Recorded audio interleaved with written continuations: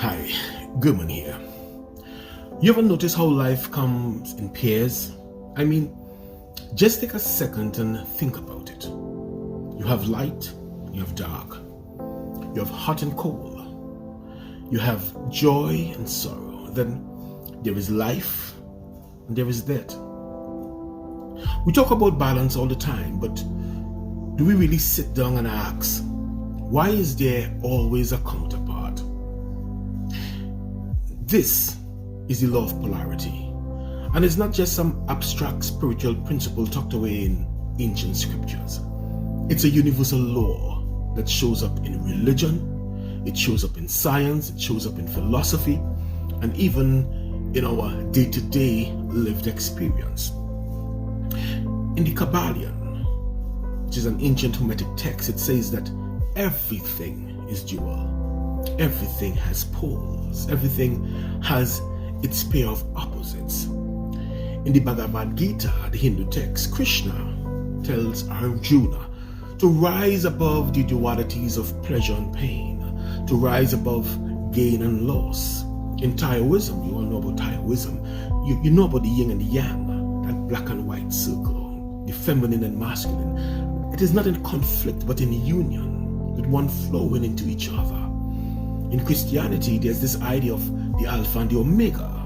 God is the beginning and the end, one thing but is both things, hinting that polarity as a divine structure and it is encoded in the sacred. But let's not stop there. This is not just some spiritual fluff. Quantum physics also backs this up. Particles pop in and out of existence as particle and antiparticle pairs. Everything in our known universe is held together by opposing forces, by positive and negative charges, magnetic poles. You look at the battery of your car.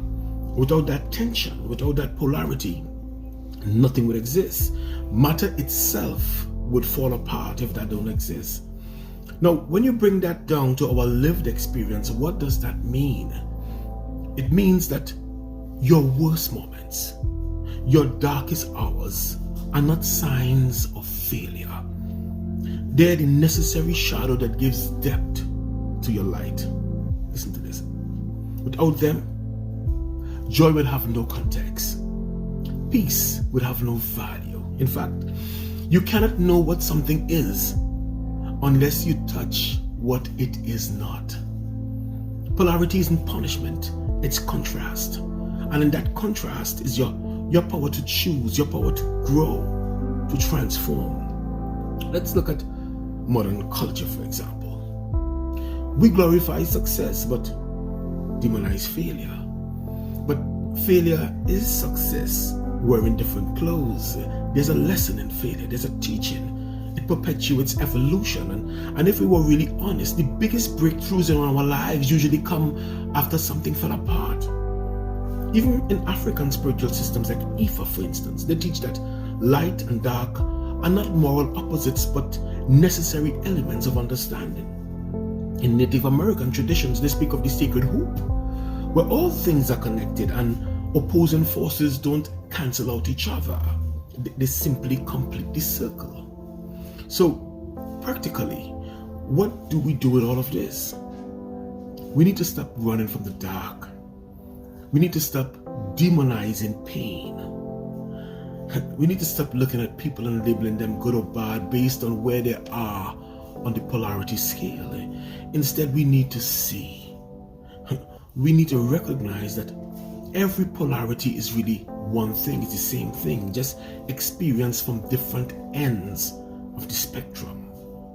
Like cold and heat, for instance. Scientifically, they're not different things. They're just degrees of the same thing, degrees of temperature. The same goes for love and hate, or peace and chaos, and stillness and movement. They're not enemies. Actually, they can be classified as lovers. And you're the observer. You're the bridge. You stand in the center, the middle part. You're the balance. See, when you understand the law of polarity, you stop being a victim of your circumstances. You start playing with the duality instead of being played by it. You realize that shadow is not the absence of light. It's how light shapes reality. Without one, the other is meaningless. So, wherever you are right now, whether you're in your storm or on your mountaintop, understand, it's not permanent. It's simply a point on the spectrum, and it's there to reveal you to yourself. Polarity is not something to overcome. It's something to understand. And once you do, you realize you were never here to choose sides, but you were here to hold